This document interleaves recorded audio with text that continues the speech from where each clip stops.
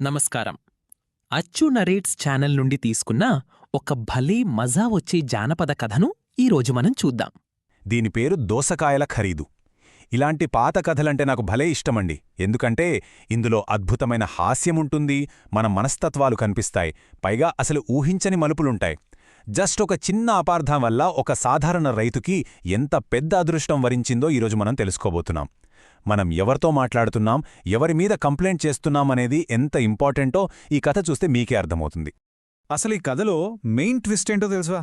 Just కొన్ని దోసకాయల మూట ఒక మామూలు పల్లెటూరు రైతును రాత్రికి రాత్రే లక్షాధికారిని ఎలా చేసింది అంటే, ఇప్పుడున్న రోజుల్లో దోసకాయ అంటే మన భోజనంలో జస్ట్ ఒక చిన్న సలాడ్ ఐటం కావచ్చు, కాని మన కథలో మాత్రం అదొక రేంజ్ వ్యాపార వస్తువుగా మారిపోయింది.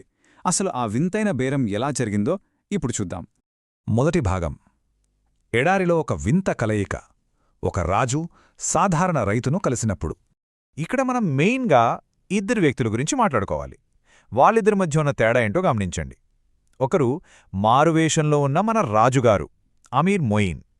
ఆయన ఎప్పుడూ చాలా కూల్గా ఉంటారు, పైగా తన దానగుణానికి దేశమంతటా ఫేమస్. ఇక రెండో వ్యక్తి ఒక గాడిద మీద ప్రయాణిస్తున్న ఒక మామూలు అరబ్ రైతు. పాపం చాలా అమాయకుడు, చిన్నదానికి కూడా టెన్షన్ పడిపోయే రకం.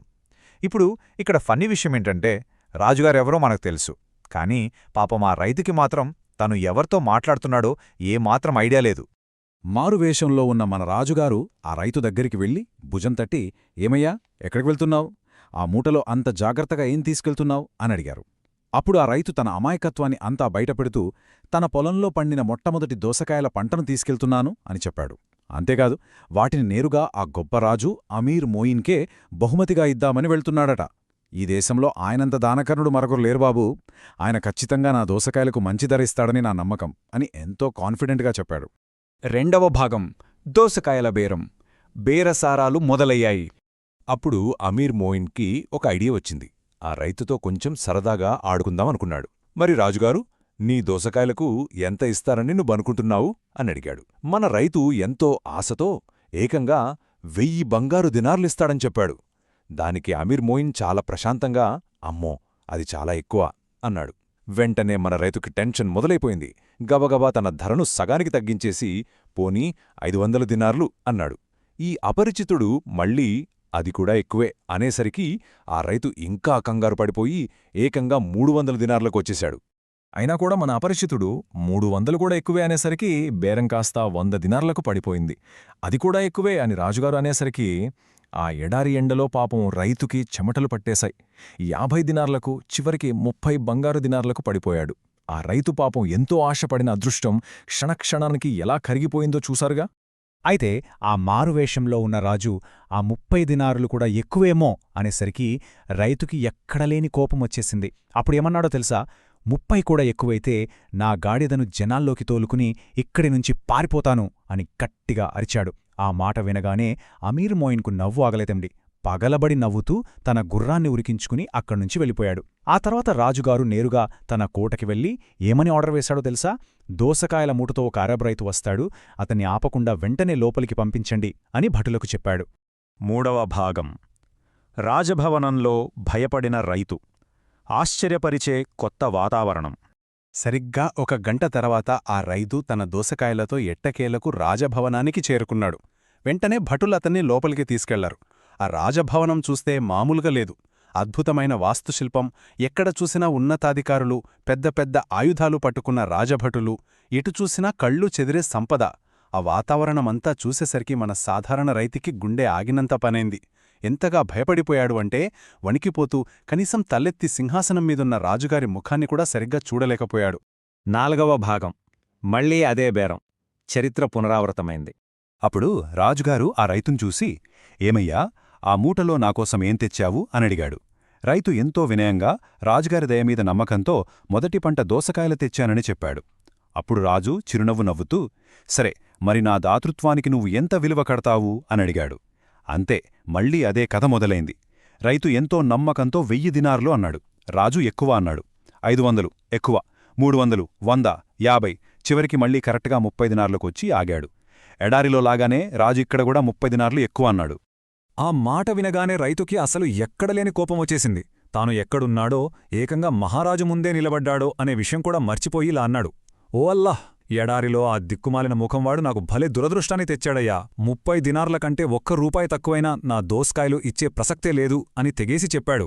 ఇక్కడ ఎంత ఫన్నీ విషయమంటే, సాక్షాత్తు ఆ రాజుగారి ముందే నిలబడి ఆయననే దిక్కుమాలినవాడు అని తిట్టేశాడండి ఆ అమాయక రైతు.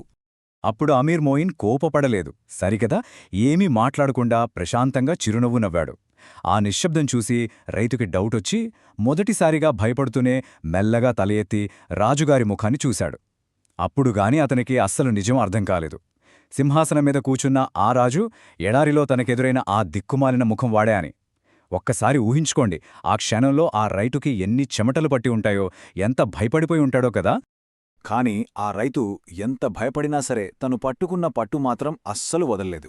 ప్రాణభయంతో వణికిపోతూనే రాజుగారిని చూసి, ప్రభూ, నాకు 30 దినార్లివ్వండి, లేదంటే నా గాడిద గుమ్మం దగ్గరే కట్టి ఉంది అనన్నాడు. భయపడుతూనే ఎడారిలో వేసిన ఆ పాత జోక్ని మళ్లీ వేయడం నిజంగా చాలా ఫన్నీగా అనిపిస్తుంది కదూ. 5వ భాగం.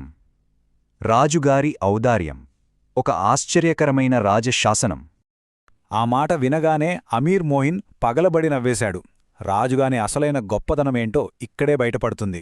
ఆ రైతుని శిక్షించడానికి బదులుగా తన కోశాధికారులను పిలిచి ఒక వింతైన ఆర్డర్ వేశాడు. ఈ వ్యక్తికి ముందు 1000 దినార్లు ఇవ్వండి, ఆ తర్వాత 500, మళ్ళీ 300, తర్వాత 100, 50, చివరగా అడిగిన మరో 30 దినార్లు కూడా లెక్కపెట్టి ఇవ్వండి. ఎందుకంటే ఈ రైతు పాపం తన గాడిదను విప్పుకొని పారిపోకూడదు కదా అని నవ్వుతూ ఆజ్ఞాపించాడు. మరి అదంతా కలిపితే టోటల్ ఎంతవుతుందో తెలుసా? ఏకంగా 1980 బంగారు దినార్లు. అవునండి, రాజుగారు ఆ రైతు బేరమాడిన ప్రతి ఒక్క ధరను కలుపుకుంటే వెళ్ళి మొత్తం డబ్బులు చెల్లించాడు. ఆ కొన్ని చిన్న దోసకాయలకు ఏకంగా దాదాపు 2000 బంగారు నాణేలు దక్కేసరికి ఆ రైతుకి నోట మాట రాలేదు. ఆశ్చర్యంతో అలా బొమ్మలా నిలబడిపోయాడు అంతే. 6వ భాగం. కథలోని నీతి. ఈ నవ్వుల వెనుక ఉన్న నిజమేంటి? సో ఈ కథ కేవలం మనల్ని నవ్వించడానికే కాదు, ఇందులో ఎంతో లోతైన అర్థం కూడా దాగి ఉంది. మొదటిది ఆ రైతులో ఉన్న స్వచ్ఛమైన అమాయకత్వం, అతని నిజాయితీ. రెండవది అమీర్ మోయిన్ రాజుగారి అద్భుతమైన దాతృత్వం. ఆ రైతు తనను తిట్టినా సరే అతనిలోని నిజాయితీని మెచ్చుకుని అడిగిన దానికంటే ఎన్నో రెట్లు ఎక్కువగా ఇచ్చి ఆదుకున్నాడు. మూడవది రాజుగారికున్న గొప్ప హాస్యచతురత. అదే రాజుగారు ఆ రైతు మాటలకు సీరియస్ అయి కోపగించుకుని ఉంటే ఆ అమాయక రైతు పరిస్థితి ఎంత దారుణంగా ఉండేదో ఆలోచించండి. ఇక ముగింపుగా మీకొక చిన్న ప్రశ్న అడుగుతాను. ఒకవేళ మీరే ఆ రైతు స్థానంలో ఉంటే ఏం చేసేవారు? రాజుగారిని ముందే గుర్తుపట్టేవారా, లేక మీరు ఆ గాడిద దగ్గరికి పారిపోయేవారా? ఇది ఖచ్చితంగా మన మనస్తత్వాన్ని ప్రశ్నించే ఒక అద్భుతమైన ఆలోచన కదా.